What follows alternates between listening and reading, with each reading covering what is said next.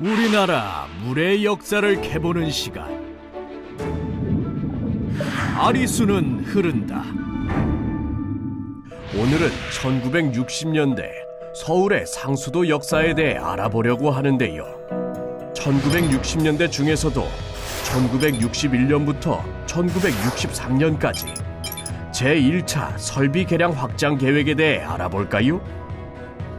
1960년대 서울은 공업화, 도시화가 급속히 진행되면서 서울로 인구가 집중되기 시작했습니다.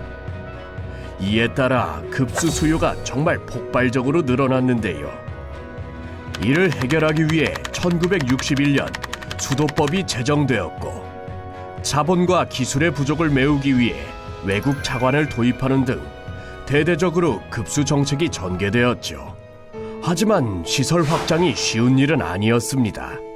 특히 변두리 지역과 고지대에서는 식수조차 구하기 어려운 상황이었어요. 당시 신문에 보도된 급순환에 관한 기사를 보면 그 심각성을 더욱 잘 살펴볼 수 있는데요. 이와 같이 급순환이 심각했던 이유 중에는 많은 누수량도 한몫했다고 해요.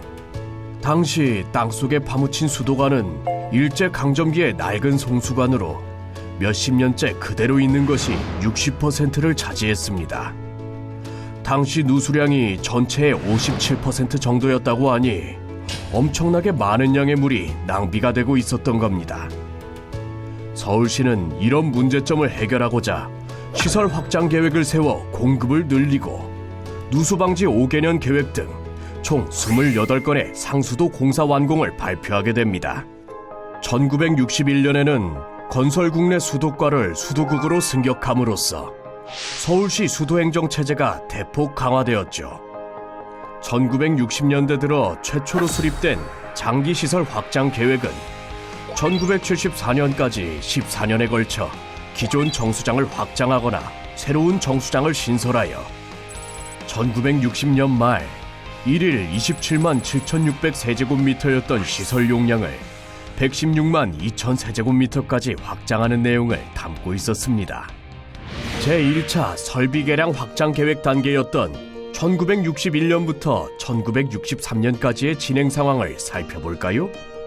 상수도 증산 계획의 첫 번째는 바로 구이 정수장 확장 사업입니다.